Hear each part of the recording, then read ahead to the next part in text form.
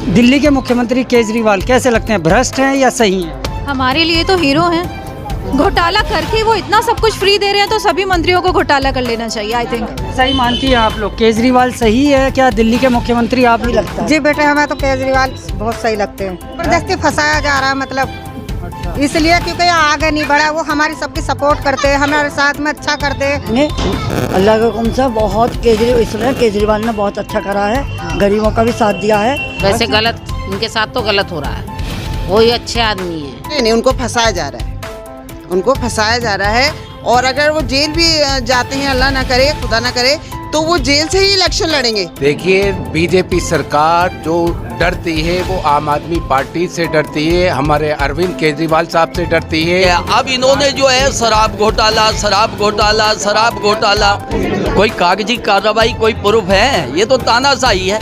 जो सच बोलेगा, जो सच्चाई की बात करेगा, जो ईमानदारी की बात करेगा, वही तो जेल जाएगा।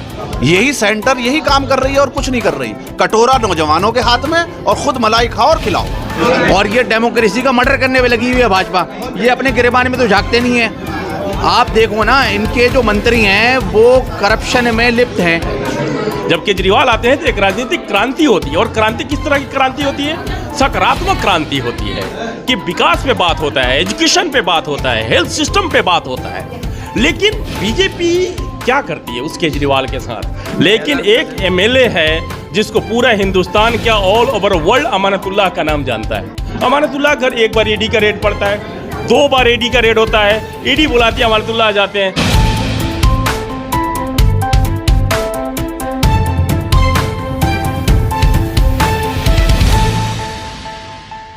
सही मानती हैं आप लोग केजरीवाल सही है क्या दिल्ली के मुख्यमंत्री? आप लोग दिल्ली में रहती हैं, सही लगता है केजरीवाल? सही लगता है। जी बेटे, हमें तो केजरीवाल बहुत सही लगते हैं। इसलिए क्योंकि बसें फ्री हैं, फिर स्कूलों में हमारे बच्चों को मतलब पढ़ाई लिखाई है, सारे काम उन्होंने अच्छे करे हैं अभी तक। नहीं, उनको फंसाया जा रहा है, उनको फंसाया जा रहा है। और अगर वो जेल भी जाते हैं, अल्लाह ना करे, खुदा ना करे, तो वो जेल से ही इलेक्शन लड़ेंगे। जी, महिलाओं को सबसे पहला फ़ायदा ये हुआ कि हम फ्री में सफ़र कर रहे हैं। जहाँ पर हमारी सैलरी 5,000 होती थी, इतना 2,000 तो हमारी बसों में लग जाती थी। तो हम जो है सफ़र फ्री कर रहे हैं। हमारे बच्चे इतने वीआईपी स्कूलों में पढ़ रहे हैं, जहाँ पे गवर्नमेंट स्कूल इतने बेकार हुआ करते थे। आज देखिए जाके कि गवर्नमेंट स्कूल कितने बढ़िया हो गए। वैसे गलत, उनके साथ तो गलत हो रहा है। वो ही अच्छे आदमी है। हमारे बच्चे देखो स्कूल में सरकारी में पढ़ रहे हैं, अच्छा पढ़ रहे हैं। उनकी तरफ से पेंशन आती है, उससे भी देखो विधवाओं का काम चलता है। वैसे हमें फायदे हैं, ऐसे नहीं है नहीं है, पर हमारे जो भी कुछ है उनसे ही तो सारी कहानी बन रही है। अल्लाह का हुक्म से बहुत केजरीवाल ने बहुत अच्छा करा है, गरीबों का भी साथ दिया है। और जैसा हमारे सिविल लाइन नहीं थे, मझार के पास सिविल लाइन नहीं थे, कच्ची पट्टी में, वो सिविल लाइन की भी इन्होंने बहुत हमारे साथ दिया। और हम इनका साथ देने को हमेशा तैयार है। कि दिल्ली में फिर दोबारा से मुख्यमंत्री केजरीवाल ही हो? जी केजरीवाल ही हो। और वही जबरदस्ती फंसाया जा रहा है, मतलब इसलिए क्योंकि ये आगे नहीं बढ़ा। वो हमारी सबकी सपोर्ट करते हैं, हमारे साथ में अच्छा करते हैं। हमारे बच्चों की पढ़ाना लिखाना, बसें फ्री, हर काम अच्छा कर रहे हैं। केजरीवाल तो क्या कहते हैं, हमारी सपोर्ट की राजनीति करते हैं कि हमारे लेडीज़ को कैसे आगे बढ़ाएं, पब्लिक को कैसे आगे बढ़ाएं, लोगों को कैसे आगे बढ़ाएं, स्कूल को कैसे आगे बढ़ाएं, एजुकेशन को कैसे आगे बढ़ाएं। इसी की वो तो क्या कहते हैं आवाज़ उठाते हैं, जनता का काम करते हैं वो। दिल्ली के मुख्यमंत्री केजरीवाल कैसे लगते हैं, भ्रष्ट हैं या सही हैं? हमारे लिए तो हीरो हैं। हम जाहिर सी बात है, लेडीज़ के लिए आज तक किसी ने आवाज़ नहीं उठाई है। उन्होंने लेडीज़ के लिए इतना सब कुछ किया है, बच्चों के लिए इतना किया है, लेडीज़ के लिए बेसिकली उन्होंने इतनी अच्छी तरीके से सड़कों पे लाइट्स और कैमरास लगवाए हैं सेफ्टी के लिए, और बसेस उन्होंने फ्री कर दिए हैं, स्कूल इतने अच्छे कर दिए हैं। और क्या चाहिए? आज से पहले आज तक किसी ने सोचा कुछ? घोटाला करके वो इतना सब कुछ फ्री दे रहे हैं तो सभी मंत्रियों को घोटाला कर लेना चाहिए। आई थिंक ये ऐसा कोई प्रोविज़न तो नहीं है कि जेल से सरकार नहीं चलाई जा सकती, अनलेस अनटिल द कॉन्स्टिट्यूशन कोई हो कि भाई अगर जो जेल गया और सज़ा जब तक ना हो जाए, he is not a convict.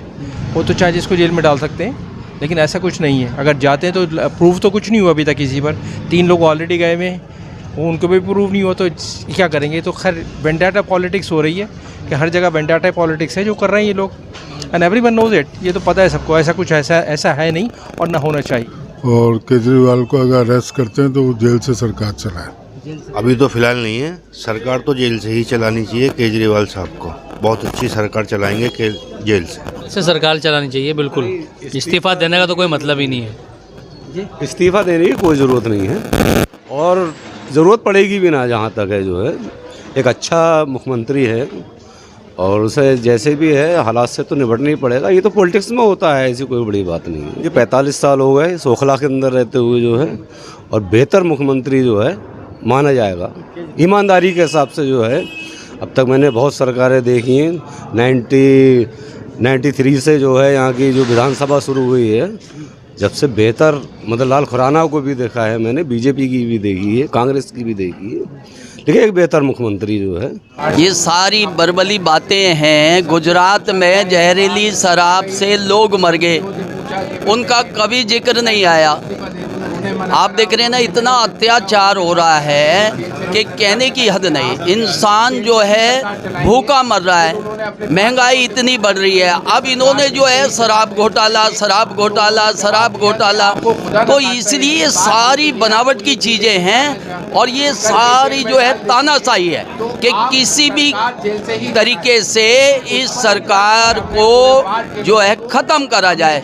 लेकिन अरविंद केजरीवाल जी ना ये बिल्कुल भी नहीं हटेंगे पीछे, ना डरेंगे ना हटेंगे और पूरी आम आदमी जो है बिल्कुल जो है अड़ेगी सच्चाई के नाम पे, ईमानदारी के नाम पे। कोई कागजी कार्रवाई, कोई प्रूफ है? ये तो तानाशाही है। ये कोई जो है ना, जो सच बोलेगा, जो सच्चाई की बात करेगा, जो ईमानदारी की बात करेगा, वही तो जेल जाएगा। अब ये देखो कि सब गृहस्थी के लिए तो सोचा है इन्होंने, जितने भी हैं ये सब गृहस्थी हैं। अब गृहस्थ को वही समझ सकता है जिसके घर में पत्नी है, जिसके घर में बच्चे हैं। तो ये आम आदमी पार्टी जो है, ये आम इंसान है, ये सब जानते हैं गृहस्थी हैं। और आज कितनी महंगाई है, ये किसकी बदौलत है? ये तानाशाही की बदौलत है।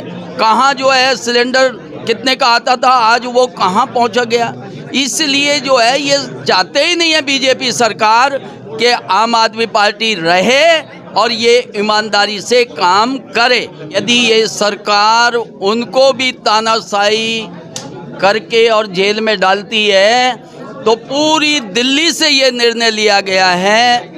एमएलए, विधायक और कितने निगम पार्षद या संगठन जितना भी है वो सब इस बात को कह रहे हैं कि अरविंद केजरीवाल जी जेल से ही सरकार चलाएंगे।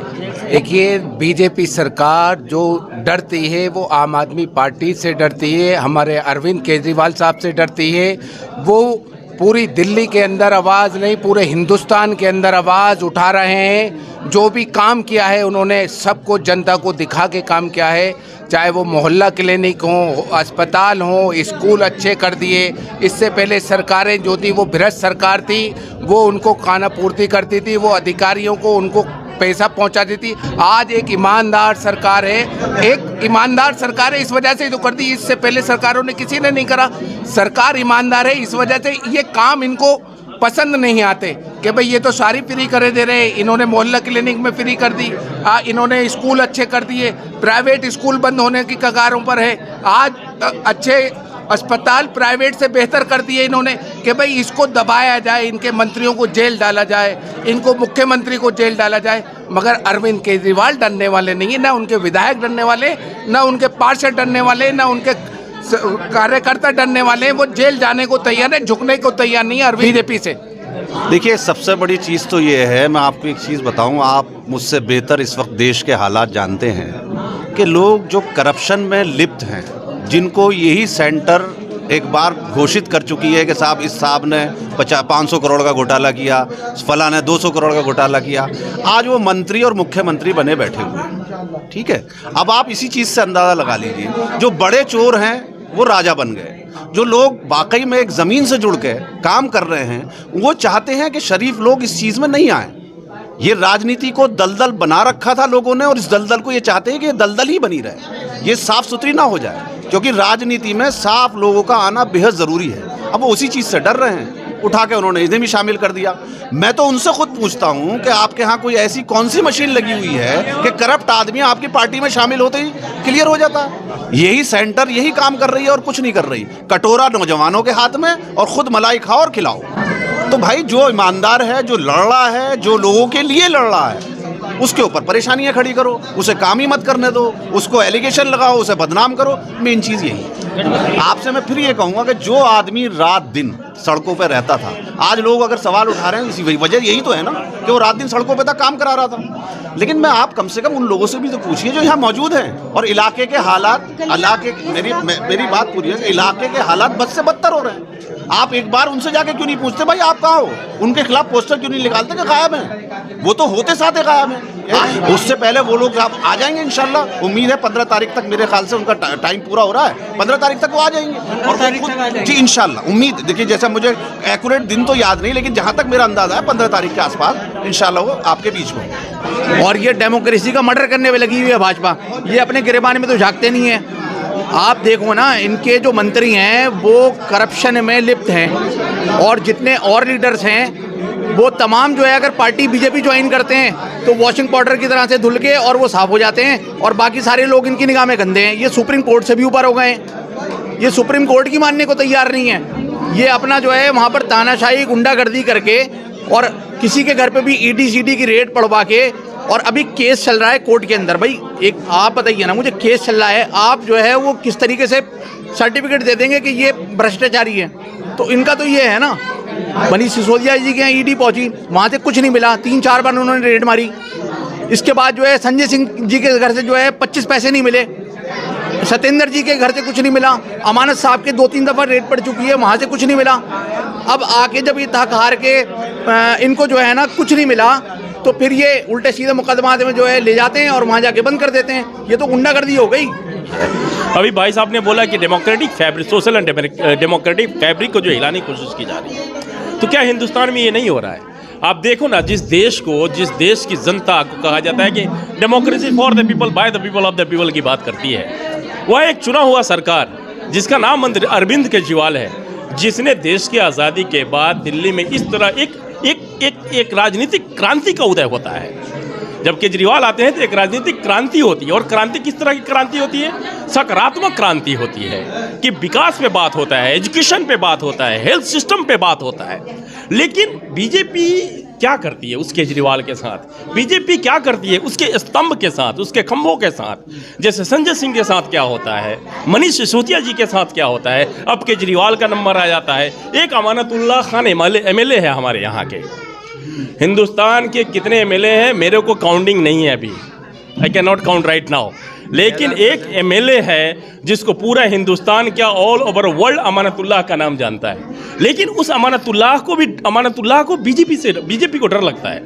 अमानतुल्लाह घर एक बार ईडी का रेड पड़ता है, 2 बार ईडी का रेड होता है, ईडी बुलाती है, अमानतुल्लाह आ जाते हैं। लेकिन अब क्या हो रहा है? हो ये रहा है कि जो हिंदुस्तान में आवाम के लिए काम करेगा उसके पास ईडी का रेड पड़ेगा, सीबीआई का रेड पड़ेगा। एक मानसिकता बनाई जा रही है। तो ये देश के लिए, देखिए, ये बात केजरीवाल की नहीं है, बात अमानतुल्लाह खान की नहीं है, बात संजय सिंह की नहीं है, मनीष सिसोदिया की नहीं है। बात यह है कि आप अपने बच्चों के बारे में सोचो ना, कहाँ जा रहा है हिंदुस्तान? जिस हिंदुस्तान को एक सोशल कंट्री कहा जाता है, न हिंदू का देश है न मुसलमान का देश है, हिंदुस्तान में लोकतंत्र है, उस लोकतंत्र में वहाँ के बच्चों के भविष्य के साथ क्या किया जा रहा है? आज देखो ना, बिल्किस बानो के बारे में किस तरह का रिपोर्ट आता है, चौंकाने वाली बात है। यही इन्हीं के राज्य में 2002 में दंगे होते हैं, बिल्किस बानो के साथ क्या होता है? सुप्रीम कोर्ट के जो उसमें मुजरिम थे उनको गुजरात सरकार छूट दे रही है, उसको रिलीव कर देती है, एक्सेप्शन लेकर रिलीव कर दे रही है। फिर सुप्रीम कोर्ट उसको बोलता है कि नहीं ये गलत हुआ है। तो क्या उम्मीद कर सकते हैं आप?